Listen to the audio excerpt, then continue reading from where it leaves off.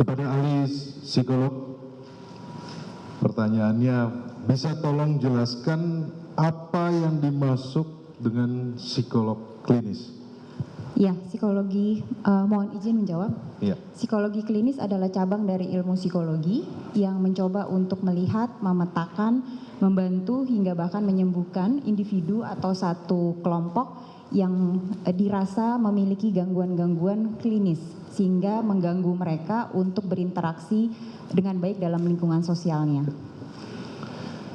Terima kasih atas penjelasannya, Ali. Kemudian apa saja hal-hal atau tanggung jawab yang bisa dilakukan oleh psikolog klinis? Oke, menurut Permenkes nomor 45 tahun 2017, psikolog klinis itu berhak untuk melakukan asesmen atas kondisi-kondisi psikologis. Yang kedua, kita berhak untuk menegakkan diagnosa maupun prognosa ke depannya kira-kira individu tersebut seperti apa. Yang ketiga, kita berhak untuk memberikan bantuan intervensi jika memang dibutuhkan. Keempat, memberikan rujukan jika dirasa kita butuh untuk bantuan dari kolega divisi lain. Dan yang terakhir tentunya kita punya kemampuan dan berhak untuk melakukan evaluasi dari semua asesmen dan intervensi yang telah dilakukan. Terima kasih, Saudara Ali. Kita akan bicara terkait dengan terdakwa Richard Eliezer. Ya. Apakah Saudara Ali pernah berinteraksi dengan Richard Eliezer?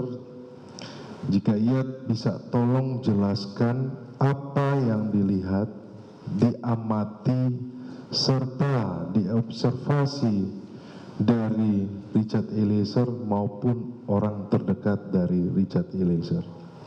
Baik, saya pertama kali bertemu dengan Richard itu pada tanggal 15 Agustus 2022 setelah ada permintaan dari para penasihat hukum. Pada saat pertama kali bertemu itu memang kondisinya masih sangat, menurut pengamatan psikologi klinis yang dilakukan, kondisinya masih sangat cemas. Dia banyak sekali mainin tangan, kemudian menjaga tidak ada kontak mata. Setelah itu suaranya volumenya pelan sekali pada yang pertemuan pertama itu. Tapi walaupun pelan, Richard masih mampu untuk mengelaborasi pertanyaan, kemudian menceritakan secara runut juga apa yang terjadi kepadanya. Itu pertemuan pertama. Tapi seiring dengan kemudian pertemuan-pertemuan berikutnya, apalagi setelah Richard didampingi oleh LPSK, itu dia kondisinya jauh lebih tenang, kemudian lebih bisa kontak mata, lebih santai, lebih bisa untuk tektokannya itu lebih enak. Tapi sempat mengalami sedikit, menurut pengamatan observasi saya, sempat mengalami down sedikit setelah rekonstruksi ya, kalau nggak salah pada saat itu. Sehingga pada saat itu kita juga kembali melakukan terapi untuk membantu dia lebih rileks.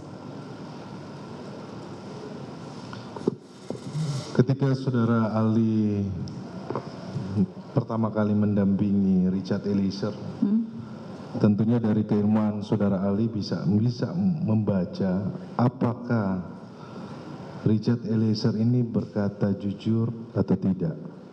Oke. Kalau itu akan masuk kepada hasil-hasil tes, Baik. di mana hasil tes kita juga kalau ada yang namanya MMPI, Minnesota Multifacet Inventory, Personality Inventory, di mana dalam inventory alat tes tersebut memang kita akan mendetek level kebohongan, apakah bisa dipercaya, reliabilitasnya bagaimana, validitas hasil asesmen dia seperti apa, dan semua berada pada hasil yang baik. Dalam arti Richard berkata dengan jujur, hasil-hasil asesmennya dia bisa dipertanggungjawabkan, kemudian itu dari satu sisi. Nah, kalau psikolog klinis itu tidak hanya dari asesmen, tapi juga kita melakukan anamnesa. Anamnesa itu adalah wawancara majelis hakim. Jadi anamnesa itu ada yang auto langsung dengan individunya, dalam hal ini adalah Richard, ada juga dengan alo anamnesa yaitu dengan orang tuanya tentunya.